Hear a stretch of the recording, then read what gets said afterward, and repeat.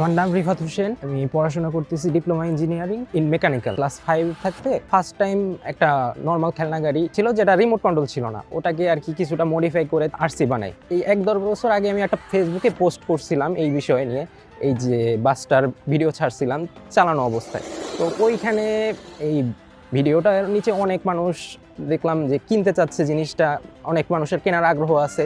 তারপর ওইখান থেকেই বাহিরেরও কিছু মানুষজনের সাথে আমার কন্ট্যাক্ট হয়, ওনারাও বাহিরে জিনিসটা নিতে চায়, যে খেলনা জিনিসপত্র ভাঙা চূড়া, তারপর ওইটার ভিতরে কি কি জিনিসপত্র আছে, ওইগুলা থেকেই মনে করেন ভাঙতে ভাঙতে আইডিয়া নিতে নিতে এই পর্যায়ে চলে আসছি। এখন নিজেই বানাইতেছি, বডি তৈরি করতেছি, বডি, তারপর গাড়ির কালার, গাড়ির ইঞ্জিন, চেসিস, বডির কালার করা, তারপর এই যে গ্লাস লাগানো, পুটিং মারা, এগুলো সব কিছুই এখন আলহামদুলিল্লাহ নিজেই করতে পারতেছি। এগুলো ভাইয়া অনেকেরই শখের জিনিস, অনেকেরই কিনতে চায়। তো এখন এগুলো যদি অনেক হাই দামে বিক্রি করি তাহলে তো সবাই কিনতে পারবে না। এর জন্যই আর কি আমার এই প্রচেষ্টাটা, যে চায়না থেকে আনলে আমার তো কিছু টাকা বাঁচতেছে। এমনও দেখা গেছে অনেকে আছে 500-1000 টাকার মধ্যেও বাস চায়। তো আমার হয়তো ওইরকম লাভ থাকে না বা অনেক সময় লস হয়, তারপরও দিয়ে দিই, যেহেতু তাদের শখের বিষয়।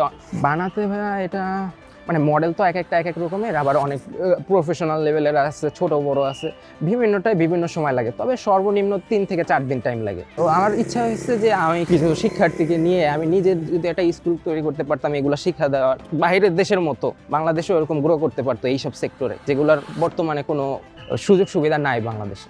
আবার অনেকে মনে করেন কটু কথাও বলে যে খেলনা বানাইতেছে, খেলনা কেন বানায়, এগুলো অনেকেই বলে। আবার অনেকে অনেক প্রশংসাও করে। দেখা গেছে এগুলো নিয়ে বের হইলে, বাস টাস নিয়ে বের হইলে অনেকে মনে করেন অনেক সময় ভিড় জমে যায় দেখার জন্য।